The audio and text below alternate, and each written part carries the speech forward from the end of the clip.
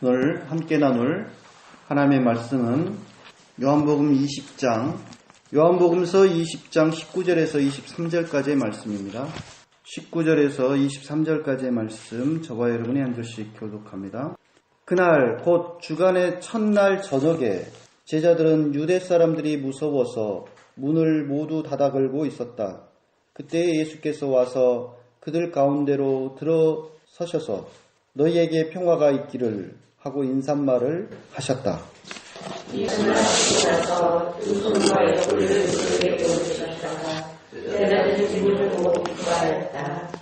예수께서 다시 그들에게 말씀하셨다. 너희에게 평화가 있기를 빈다. 아버지께서 나를 보내신 것 같이 나도 너희를 보낸다.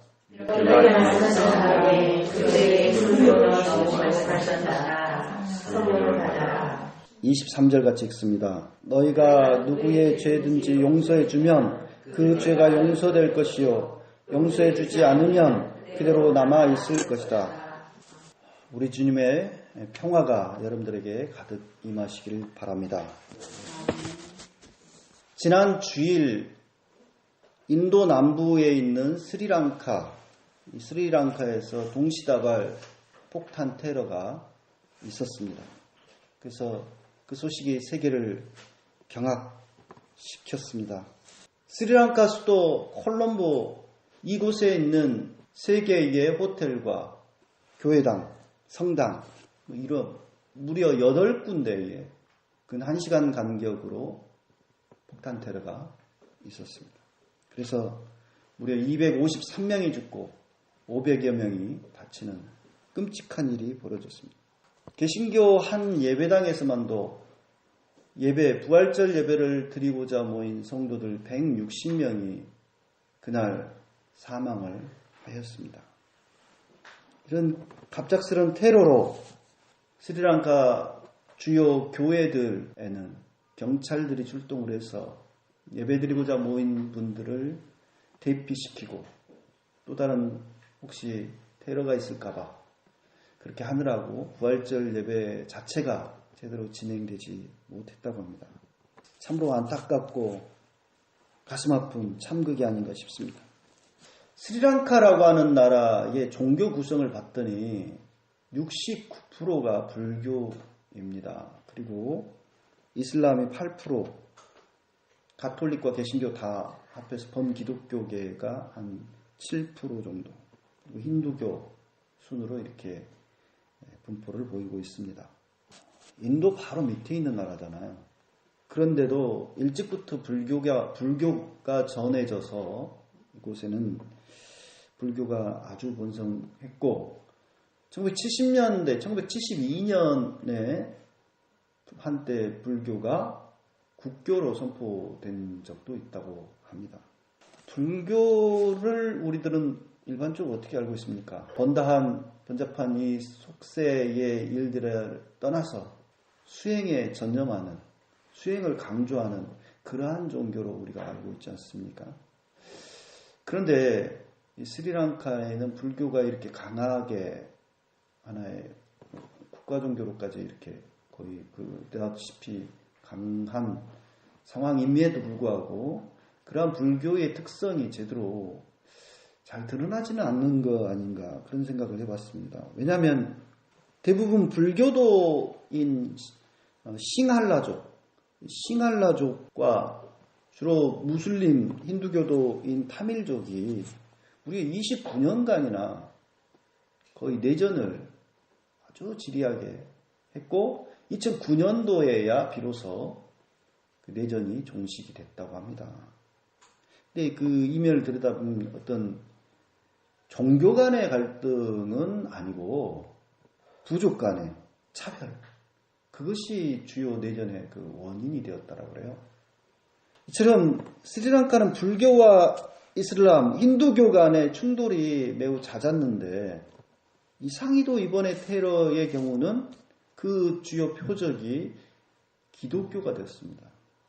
IS, 곧 이슬람 국가를 표방한 이 잔당들이 아직 남아가지고 자신들의 소행이라고 그렇게 얼마 전에 밝혔는데 그 테러 용의자 8명이 칼을 들고 선 그런 모습과 또 손을 모으고 맹세하는 모습의 사진과 비디오를 인터넷에 공개를 했습니다.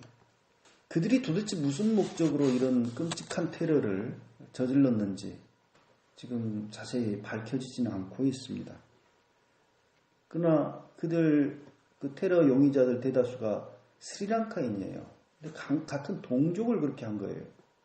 그래서 IS 같은 이 테러 단체들이 겉으로는 어떤 종교적 신념에 따라서 그런 행동을 한 것처럼 표방을 하고 있지만 사실은 자신들의 그 더러운 정치적 야욕을 채우기 위해서 종교를 악용하고 있는 것이죠. 그들이 테러로 노리는 것은 온 세계에 충격과 공포를 심어줘서 자신들의 영향력을 그만큼 확대하기 위한 그런 악랄한 방식이 아닌가 싶습니다. 사도 바울은 육신에 속한 생각은 하나님께 품는 적대감이요. 그것은 하나님의 법을 따르지 않고 사람들을 두려움에 빠뜨린다라고 했습니다. 세상의 악령들은 우리들에게 육신의 생각, 어두움의 생각들을 집어넣어서 사람들로 하여금 두려움에 빠뜨리고 또 끔찍한 테러와 같은 범행을 저지르게 하고 세상을 난장판으로 만들어갑니다. 그들을 노예로 삼고 결국 죽음에 빠뜨립니다. 어둠의 영들, 두려움의 영들은 끊임없이 갈등과 전쟁을 부추김으로써 사랑을 실천하고자 하는 사람들, 또 평화를 위해서 일하고자 하는 사람들을 가로막고 방해하고 세상을 혈투의 장으로 생지옥으로 만들어갑니다. 우리 그리스도인들이 그러한 어떤 악령들의 준동에 대해서 예민하게 예리하게 간파를 해야 됩니다. 그래서 그들에게 같이 부안해동하고 같이 그 소용돌이 속에 휩쓸리지 않도록 우리 스스로를 다잡아야 됩니다. 그들의 그러한 테러와 그들의 어떤 공격의 두려움에 떨거나 거기에 굴복해서는 아니 될 것입니다. 그 추악한 실체를 오히려 폭로하고 적극적으로 저항해야 된다고 봅니다. 요한복음은 예수님이 무덤에 묻히신 지 사흘 만에 곧 주간 첫날, 주일날 새벽에 마리아가 예수님 무덤에 찾아갔을 때 그 돌무덤을 보니까 무덤을 막아놨던 큰 돌이 치워져 있고 빈 무덤인 사실을 알게 됐죠. 그래서 놀래가지고 이 막달라 마리아가 제자들에게 가서 그 소식을 전했고, 요한복음상에서는 베드로와 예수의 사랑하시는 제자가 그 소식을 듣고 그 빈 무덤에 달려가서 무덤이 비어있다는 사실을, 그리고 예수님의 그 세마포가 개켜져 있다는 사실을 확인했다라고 전해줍니다. 근데 이 막달라 마리아는 그 무덤을 떠나지 않았어요. 무덤 바깥에서 계속 울고 있었습니다. 그때에 부활 예수께서 그 막달라 마리아에게 나타나셔서 내가 곧 아버지께로 간다고 형제들에게 전해라, 이란 말씀을 하십니다. 그 장면을 보면은 구약의 열왕기에 나오는 엘리야의 승천 직전 장면과 좀 유사한 면이 있어요. 엘리야가 하나님의 부름에 따라서 승천을 앞두고 있는데 그 엘리야를 그의 제자 엘리사가 따라다니지 않습니까? 계속 여리고로 갔을 때도 여리고에 수련생들이 있어요. 그 예언자 수련생도들이. 예언자 수련생도들은 당신의 선생님이 곧 하늘로 승천한다. 알고 있느냐? 알고 있다. 다른 데 갔더니 거기서도 그래요. 이런 상황과 좀 비슷한 점이 있습니다. 굳이 다른 점을 찾는다면은 엘리야가 승천을 앞두고 있을 때에 엘리사는 그걸 제일 먼저 알고 스승을 계속 쫄쫄쫄쫄 따라다니죠. 그런데 예수님의 승천이 임박했을 때 막달라 마리아의 경우는 어떻습니까? 그 사실을 예수님으로부터 듣고 예수님을 따라다니는 것이 아니고 내 형제들에게 가서 전해라 라고 했을 때 형제들에게 가서 곧 우리 예수님께서 아버지께로 돌아가신다. 그 날이 임박해 있다. 전하죠. 그런데 제자들은 예수님이 부활하셨다라고 전해주는 그 소식을 믿지 않습니다. 그들은 돌무덤이 열려있다는 사실은 확인하고 알았지만 그건 인정했을지는 모르지만 예수님의 부활 자체를 믿지는 못했습니다. 막달라 마리아가 아마 헛것을 봤나 보다 아마 그런 생각을 하지 않았을까 싶습니다. 그렇게 일주일이 지난 뒤에 주간 첫날 다시 그러니까 주일이 된 거예요. 두 번째 맞는 주일 저녁에 10명의 제자가 한데 모여 있습니다. 그들은 유대인들이 무서워서 문을 모두 걸어 잠그고 모여 있었다라고 했습니다. 물론 이제 누가복음에 따르면은 예루살렘의 제자들이 모인 날은 예수님께서 부활하신 바로 그 당일날 저녁이었어요. 그리고 10명이 모인 것이 아니라 누가복음상에서는 11명이 모였다라고 나와 있죠. 하지만 10명이 모였던 11명이 모였던 그게 부활절 당일날 저녁이든 일주일 후든 그건 그렇게 크게 중요한 것으로 보이지 않습니다. 분명히 예수님께서 부활하신 뒤에 제자들이 한데 모여 있었다라고 하는 사실은 지금 일치를 하고 있죠. 그들이 왜 모여 있는지 그것은 분명하게 드러나지는 않지만 아마 예수님께서 이제 십자가 처형을 당하셨으니 앞으로 우리는 어떻게 할 것인가 의논을 하기 위해서 모이지 않았을까 싶습니다. 그날로 이제 마지막으로 해서 이제 다들 해산을 할 계획이었는지도 모르겠어요. 그런데 그들이 이야기를 나누고 있을 때에 갑작스럽게 예수님께서 나타나셨고 그 나타났을 때도 그 문을 분명히 잠갔는데 그들 가운데로 걸어 들어오셨다고 했습니다. 그래서 너희에게 평화가 있기를 라고 인사를 하십니다. 제자들은 두려움에 떨면서 그 집 문을 모두 닫아 걸고 있었는데도 불구하고 벼랑간 부활 예수님께서 그들 가운데로 들어와 서신 것입니다. 누가는 예수님의 이 인사말을 제자들이 듣고서 놀라고 무서움에 사로잡혀 유령을 보고 있는 줄로 알았다. 이렇게 기록합니다. 그런 말도 하지 않겠습니까? 분명히 십자가 처형을 당하셨는데 그리고 돌무덤에 들어가신 분인데 그들 가운데 오련히 나타나신 그 예수님을 보고 얼마나 놀랐겠습니까?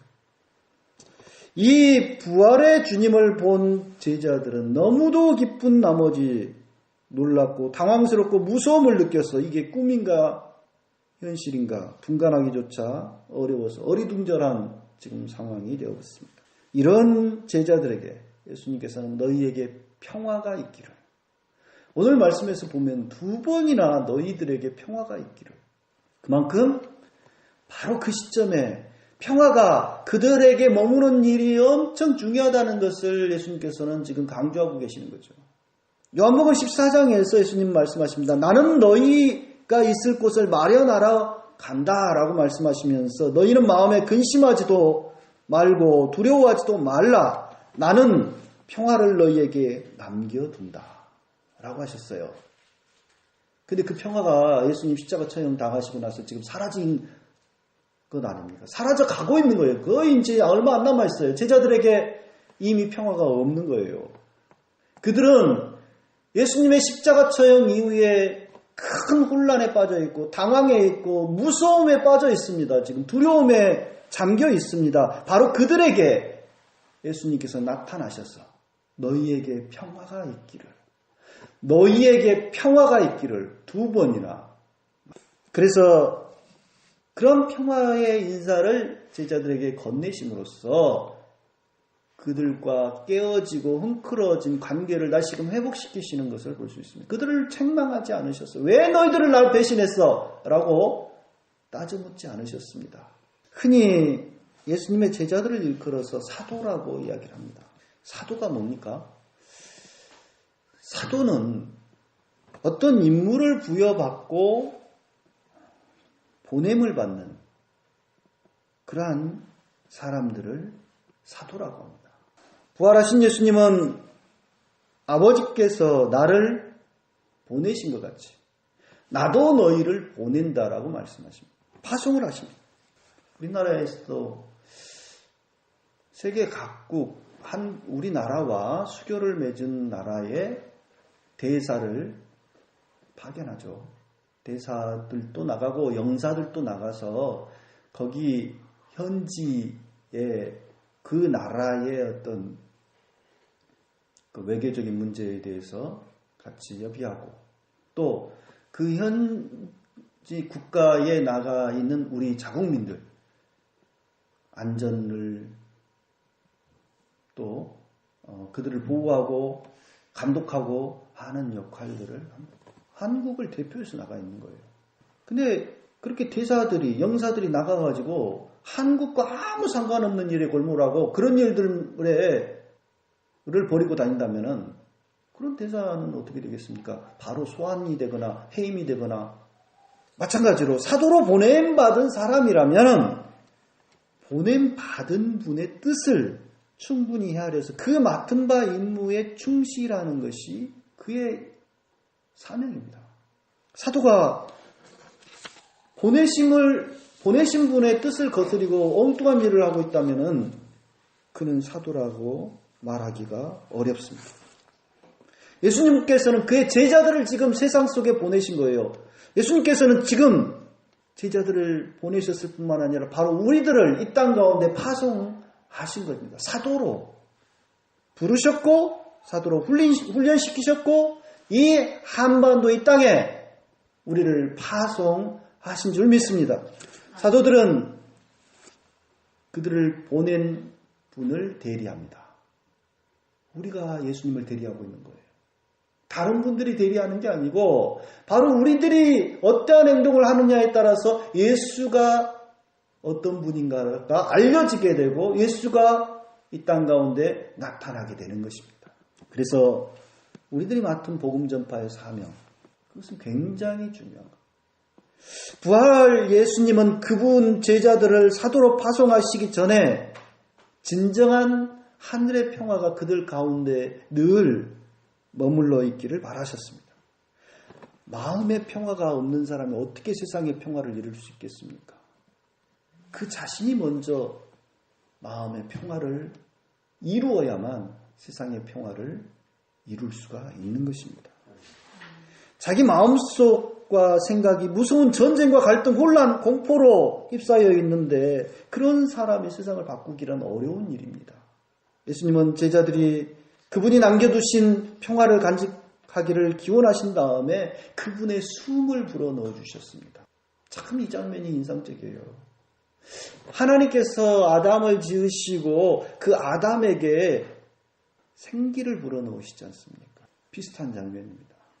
기운이 빠져있고 절망에 빠져있고 두려움에 잠겨있던 이 제자들에게 예수님께서 나타나셔서 숨을 불어넣으시는 거예요. 성령의 기운을 그들에게 불어넣어 주십니다. 우리 모두는 우리들이 가지고 있는 내면의 힘, 기운만으로는 이 세상의 모든 악령들에 대항할 능력이 없습니다. 이길 수 없습니다. 부활의 주님께서 맡겨주신 그 내면의 평화를 간직하며 유지할 수도 없습니다. 예수님을 잘 따르고자 노력하면 할수록 무수한 외부의 공격과 회방과 유혹들이 있습니다. 근데 그 모든 것들을 해치고 나아갈 저력이 어디서 나오느냐? 바로 예수님께서 불어넣어 주시는 그 성령의 숨인 줄 믿습니다. 예수님은 누가 누구든지 너희들 가운데서 다른 사람의 죄를 용서해 주면 그 죄가 용서될 것이고 너희들이 용서해 주지 않으면 그대로 남아있을 것이다 라고 말씀하십니다. 이 말씀은 마태복음의 18장 18절에 나오는 말씀. 너희들이 이 땅에서 매면 하늘에서도 매일 것이고 이 땅에서 풀면 하늘에서도 풀릴 것이다. 그 말씀과 일맥상통하는 말씀입니다. 우리가 어떻게 하느냐에 따라 이 땅에 평화가 대동세상이 임할 수도 있고 이 땅이 전쟁과 갈등과 동족 상잔의 비극이 재현되는 그야말로 생지옥으로 변할 수도 있습니다. 어제 4.27 남북 정상회담 1주년을 맞아서 평화의 인간띠기를 각계각층 여러 단체들이 휴전선의 부근에서 했습니다. 철조망 넘어 DMZ를 저도 처음 봤는데요. 정말 평화로워요. 조용해요. 거기에는 고라니가 뛰어다니고 있었습니다.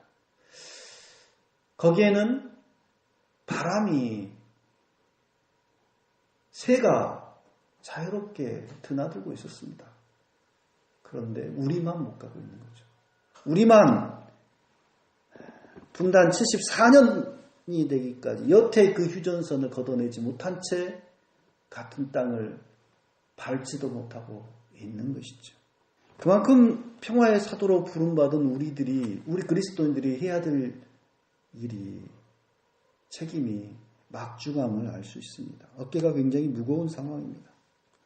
부활 예수께서 맡겨주신 진정한 평화를 우리 마음 가운데 잘 간직하십시다. 부활 예수께서 불어넣어 주신 그 평화의 숨결로 우리가 평화의 바람이 되어서 사방팔방에 화해와 상생, 평화 통일의 꽃을 피워나가는 저와 여러분들 되기를 간절히 기원합니다. 기도하겠습니다.